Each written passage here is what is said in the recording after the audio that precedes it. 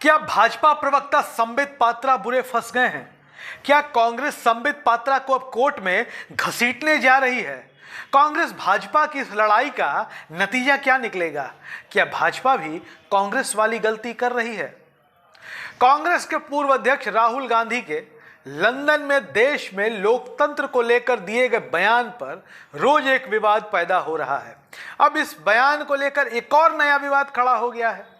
देश में सत्ताधारी भारतीय जनता पार्टी कांग्रेस नेता राहुल गांधी से हर हाल में माफी मांगने की जिद पर अड़ी हुई है, तो कांग्रेस सीधे कह रही है कि हम माफी नहीं मांगेंगे, हमारे नेता राहुल गांधी माफी नहीं मांगेंगे। एक तरीके से कांग्रेस सिरे से बीजेपी की इस मांग को खारिज कर रही है।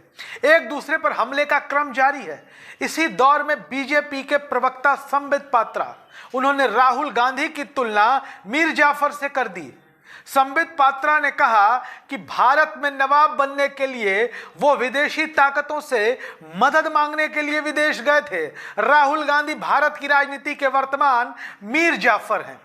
दरअसल राहुल गांधी को लेकर आज की तारीख में या पिछले कई सालों से भारतीय जनता पार्टी जिस तरीके की भाषा का लगातार प्रयोग कर रही है, अब उस पर सवाल उठने लगे हैं। ऐसे में सबसे बड़ा सवाल तो यह पैदा होता है कि क्या बीजेपी प्रवक्ता संबित पात्रा अब फंस गए हैं? कांग्रेस ने भारतीय जनता पार्टी के प्रवक्ता संबित पात्रा के इस तरीके के मीर जाफर वाले बयान पर तीखी प्रतिक्रिया व्यक्त की है। कांग्रेस ने साफ तौर पर कहा है कि राहुल गांधी को मीर जाफर कहने को लेकर कांग्रेस पार्टी बीजेपी के प्रवक्ता संबित पात्रा के खिलाफ कानूनी कार्रवाई करेगी। कांग्रेस नेता पवन खेड़ा ने संबित पात्रा के राहुल गांधी को मीर जाफर कहने वाले बयान पर अपनी प्रतिक्रिया देते हुए कहा कि जल्द ही संबित पात्रा को करारा जवाब मिलेगा। पवन खेड़ा ने कहा कि हम बीजेपी से यह भी सीख रहे हैं कि कैसे जवाब देना है। संबित पात्रा के बयान पर जल्द कार्रवाई होगी। मीडिया रिपोर्ट्स की माने तो कांग्रेस शासित राज्यों में संबित पात्रा के खिलाफ एफआईआर दर्ज कराने की तैयारी चल रही है।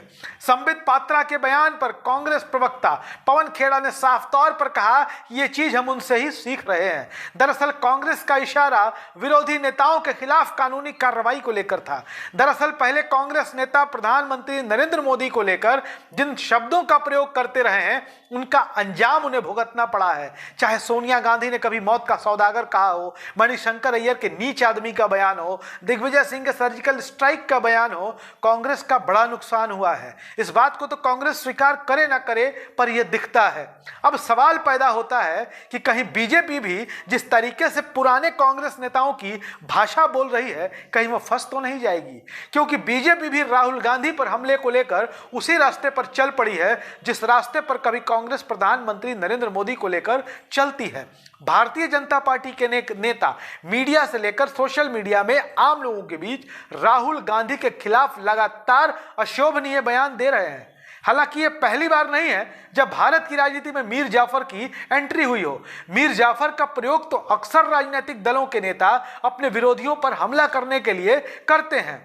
खुद कांग्रेस नेता जयराम रमेश भारत जोड़ो यात्रा के दौरान जब गुलाम नबी आजाद ने कांग्रेस छोड़ा था, उनके लिए मीर जाफर शब्द का प्रयोग हुआ।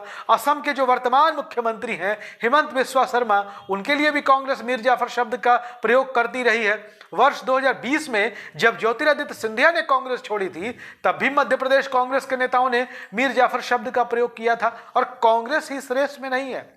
पश्चिम बंगाल में जब विधानसभा चुनाव के दौरान ममता बनर्जी ने भी पार्टी छोड़कर जाने वाले शुभेंदु अधिकारी, दिनेश त्रिवेदी, मुकुल राय, इन सबको मीर जाफर की संज्ञा दी थी। अब सवाल यह है कि मीर जाफर के नाम पर इतना विवाद क्यों है?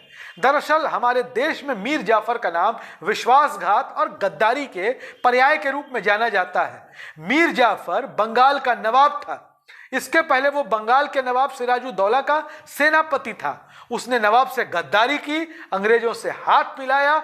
इससे नवाब को यानी कि सिराजुद्दौला को अंग्रेजों के खिलाफ हार का सामना करना पड़ा। विश्वासघात की एवज में मीर जाफर को नवाब की गद्दी मिल गई। मीर जाफर के गद्दारी की कीमत सिराजुद्दौला को अपनी जान देकर भी चुकानी पड़ी थी। तो ऐसे ही तमाम वीडियोस, पॉलिटिकल अपडेट्स और खबरों के लिए बने रहें हमारे साथ। धन्यवाद।